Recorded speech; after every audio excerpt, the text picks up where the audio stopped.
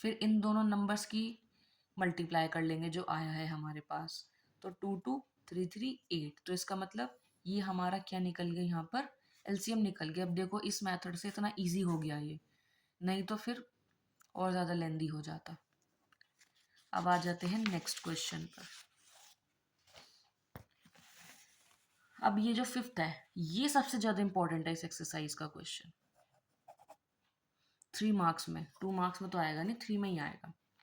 अब इसने यहाँ पे ये बोला है कि आपको ये चेक करना है कि जो 6 की पावर n है वो 0 डिजिट से एंड होगा या फिर नहीं होगा। तो इसके लिए आपको एक चीज़ देखनी है कि जैसे लास्ट में 0 आनी चाहिए। तो 0 कब आती है, जब लास्ट में जैसे ऐसे नंबर लिखा है 10 20 30, इस तरीके से जब नंबर लिखे होते हैं जब 0 आती है बाद में, है ना। तो हमने क्या देखा कि ये तीनों 10 के टेबल, भाई 10 तो खुद है ही, 20 30 40 50 सब 10 के टेबल में जा रहे हैं। अब 10 लाने के लिए मुझे दो नंबर चाहिए, एक तो 2 और एक मुझे चाहिए 5। तो इसका मतलब स्टार्टिंग लाइन यही लिखी है। अब एक चीज़ और ध्यान रखना कि जब ऐसा क्वेश्चन कोई आए, लैंग्वेज बिल्कुल भी चेंज मत करना, क्योंकि एग्ज़ाम में जो आपकी कॉपी चेक करते हैं वो लैंग्वेज भी देखते हैं। और अगर आपकी लैंग्वेज थोड़ी बहुत इधर उधर हुई तो नंबर कट सकते हैं वहाँ पर, तो ध्यान रखना। तो यहाँ पे मैंने लिखा है कि अगर किसी डिजिट को या नंबर को 0 से एंड होना है तो उसको हमको 10 से डिविजिबल कराना पड़ेगा। या फिर जब 10 को हमने जब बताया, मैंने 10 को 2 और 5 में लिख सकते हो 2 इंटू 5 करके, या फिर उस नंबर को 2 और 5 दोनों से डिविजिबल होना पड़ेगा। लेकिन हमने क्या देखा कि 5 6 की पावर n का प्राइम फैक्टराइजेशन नहीं है। क्यों नहीं है? क्योंकि 6 की पावर n को मैं 2 की पावर n इंटू 3 की पावर n में लिखूंगी। हमें चाहिए था 2 और 5, यहाँ पे 3 और आ गया, तो ये 3 आना नहीं चाहिए था। तो इसका मतलब 5 हमारा प्राइम फैक्टराइजेशन नहीं है 6 की पावर n का। तो इसी वजह से कि हम अगर किसी भी वैल्यू ऑफ n पे देखें, 6 की पावर n कभी भी 5 से डिविजिबल नहीं होगा। तो 6 की पावर n कभी भी 0 से एंड नहीं होगी किसी भी नेचुरल नंबर n के लिए। क्वेश्चन नंबर 6 देखो, इसमें कहता है कि यहाँ पे आपको दो नंबर्स दिए हुए हैं। इसमें बोल रहा है कि आपको इसको ये देखना है कि ये नंबर कंपोजिट नंबर है, एक्सप्लेन करना है। मतलब हमें उसने बता दिया कि आपको ये एक्सप्लेन करने हैं ये दोनों नंबर हमारे कंपोजिट नंबर होने चाहिए।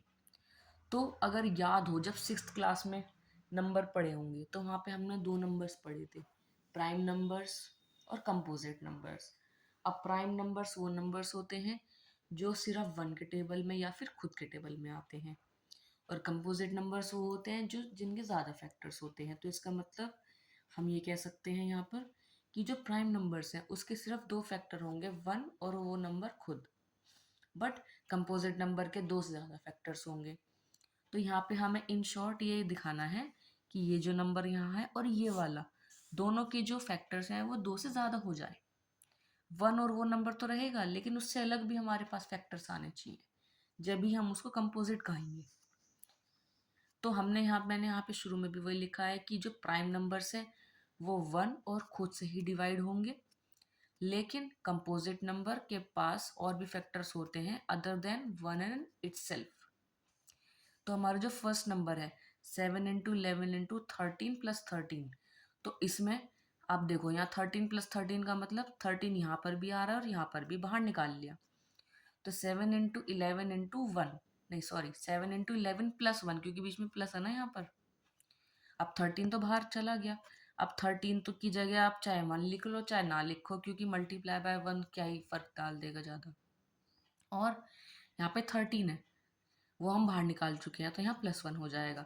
अब 7 इंटू 11 77 और +1 तो 78 होता है हमारा। 13 इंटू 6, और 6 को भी मैंने तोड़ लिया 2 इंटू 3 में। तो इसका मतलब इस एक्सप्रेशन के पास दो से ज़्यादा फैक्टर्स हो गए। तो इसका मतलब ये हमारा क्या बन गया, कंपोजिट नंबर बन गया। ऐसे ही कोई नंबर सेकंड हमारा है 7 into 6 into 5 into 4 into 3 into 2 into 1 plus 5। अब देखो 5 यहाँ भी है और यहाँ भी है, तो 5 बाहर निकाल लिया। बाकी जो हमारा नंबर बचा उसे हमने एज इट इज़ फर्स्ट की तरह लिख दिया और आगे +1 करके लिख दिया।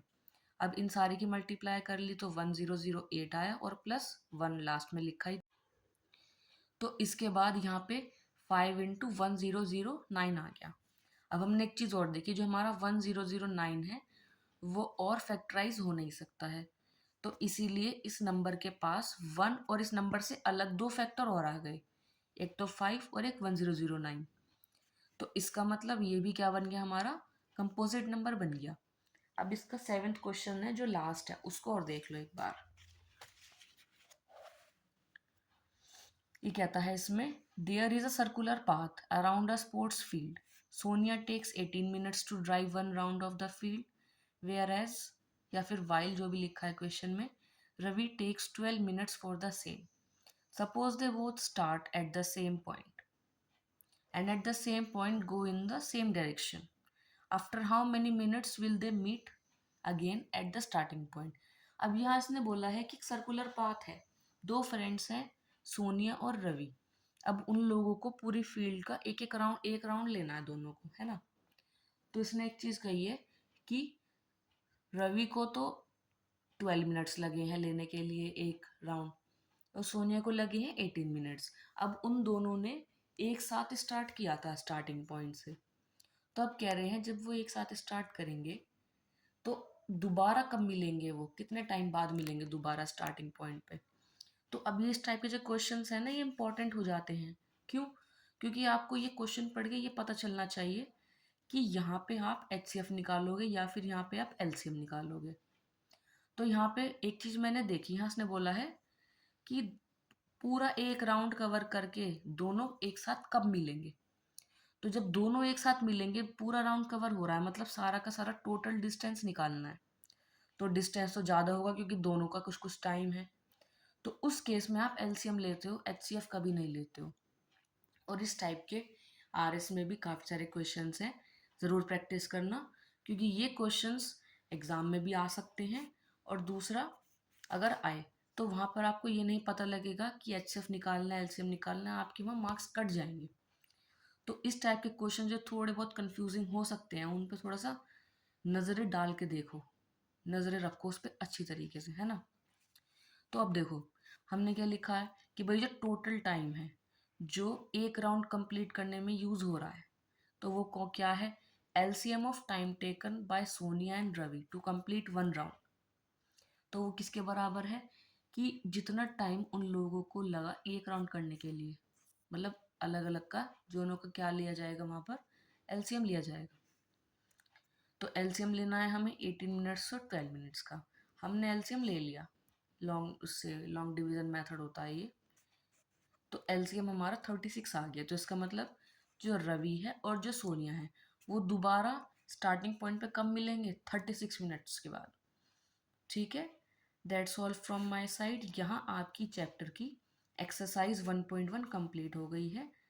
अगर आपको ऐसी ही और वीडियोस चाहिए तो आप फॉलो कर लें, और ताकि आप डेली के डेली नई नई वीडियोस देखें।